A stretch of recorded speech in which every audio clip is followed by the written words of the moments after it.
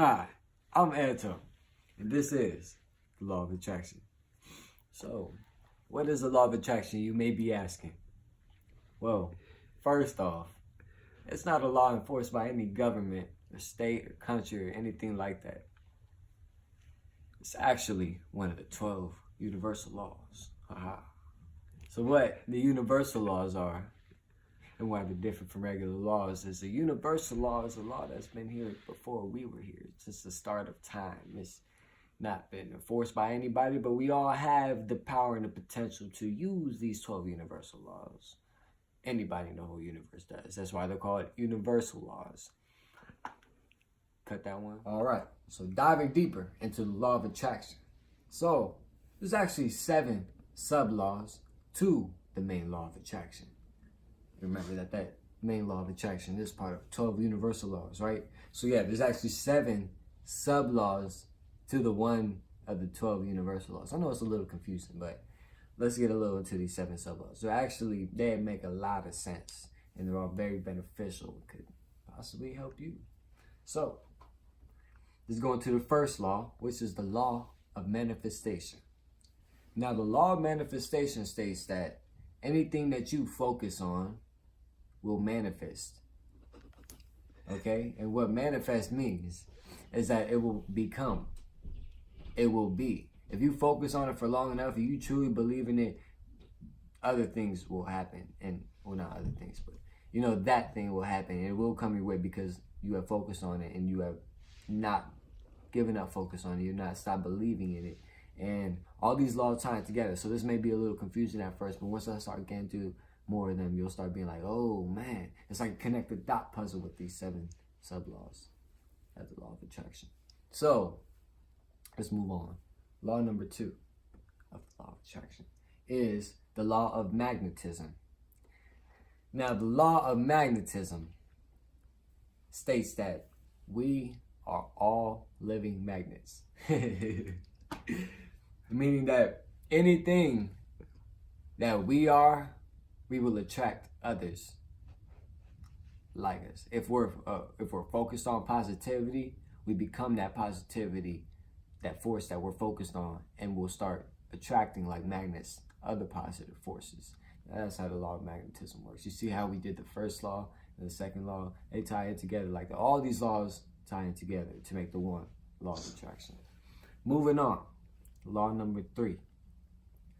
The law of unwavering desire. Now, the sub-law number 3 of unwavering desire is super, super important. All these are important. This one is super important. It's very crucial. The law of unwavering desire states that whatever you focus on, whatever your intentions are, good or bad, pure or evil, you have to truly believe in that intention. Truly believe, truly focus on it, and believe that whatever it is you're going to do, whatever it is you want to be, you will become, you will be it. By you focus on it, you believe it in yourself, and you'll start radiating this energy that just leaks whatever you're looking for. Whether it's positivity or negativity, you'll just leak that and you'll attract others like that. And that's how you see how this is clicking together. Uh-oh, the big picture is starting to come into play. That was only law number 3. Now we're on law number 4. The law of delicate balance, which is huge in the law of attraction. The law of delicate balance is really, if you don't have balance, you have nothing. Everything in balance, everything in life, has the balance to it. You need to balance it in order to live a stable life. If you're tired of being tired, then do something about it. You know, if you're doing too much of one thing, do something so great on the end of on the other end of the scale that it balances out. So say you're doing too much eating, do so much working out that it balances out that eating, so that eating will then benefit your working out. As long as you don't overwork out, do too much of one thing, and don't overeat, do too much of one thing. You got to keep that balance. You got to keep it stable. You don't want to be living an unstable life where you feel like you're not in control, because you actually are in control. This is your life. Nobody can live it for you. Moving on to the law number 5. The law of harmony. Okay. Now, the law of harmony states that everything in the universe is connected. We're all connected like you phone to your Wi-Fi password. We're all connected, interconnected to each other. We're all living beings, and we feel the life force. How many of you walk into a room and you see a bunch of down faces? You can immediately feel that negative energy.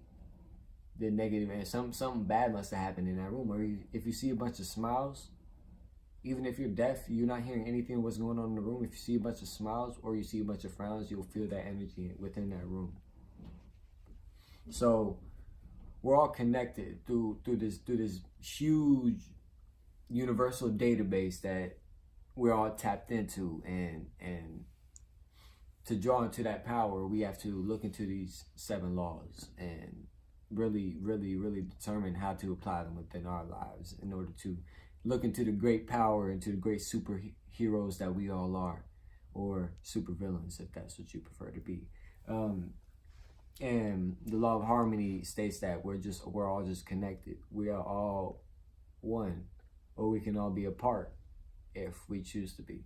So moving on to the 6th law under the 12th universal law of attraction is the law of right action, stating how you treat the world and others around you will come back into your life. Meaning, it's like the golden rule: how you treat others is how you want to be treated. How you see the world is what will come back into your life. Okay, and I've got a perfect example for y'all. So I remember reading this one book, and it was talking about two travelers. One went into the town, and they asked a lonely hitchhiker who was leaving the town if the town was a safe town, and the hitchhiker had said the hitchhiker had asked them, well, what are you looking for? And the first person to come said, well, I'm just looking for somewhere to be safe. I do not want to get robbed. I've been hearing a lot of bad things about this town. I've been hearing a lot of robberies, a lot of killings, a lot of bad people going about this town, and I just want to know if that's true.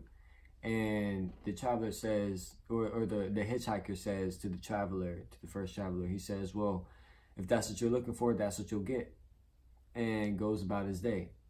The second traveler comes and asks the same hitchhiker, hey, how's this town up ahead? Do you know anything about it? The hitchhiker says, well, what are you looking for? And the second traveler says, well, I'm just looking for great overall people, positive people to be around, because I want to make a positive movement and make an effect on this world. And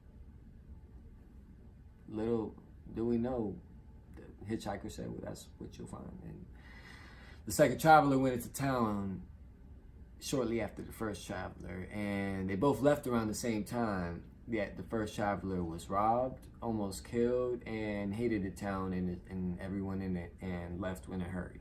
And the second traveler was excited, made a bunch of friends, and had a business opportunity right around the corner.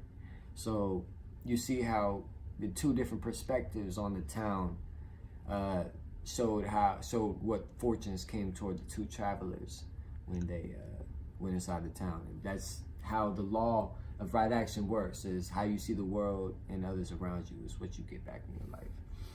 And the last but not least, law of universal influence states that the more positive you are, the more influence you have. Like a ripple effect, our energy affects the ones around us because we're all connected, like the law of harmony states. So if I'm positive to one person, say my goal is to change the world. If I'm positive to one person and I'm positive to everybody throughout that day, I don't know who that person is. I don't know what's been going on within their day. If I'm positive to every single stranger, everybody who comes about my way, and I'm positive to them, and I give out compliments, I just go the extra mile for them, because I want to see them smile, because I want to see them keep going and keep pushing, keep going towards their dreams. if they sense that energy, because we're all connected, and they say it was on a really bad day and that it completely turns their day around. Now they're doing the same thing to other people. That's how the law of universal influence works. You know, I was positive to one person, then he was positive to many others, meaning that I influence one who can influence another who can influence more, and that's how it works. And since we're all connected, you know, everybody will be able to feel that energy, and soon it's just a positive wave of positiveness, I guess you could call it. And those are the 7 sub-laws to the 12th universal law of attraction. Thank you for listening. This is Anto. Take care.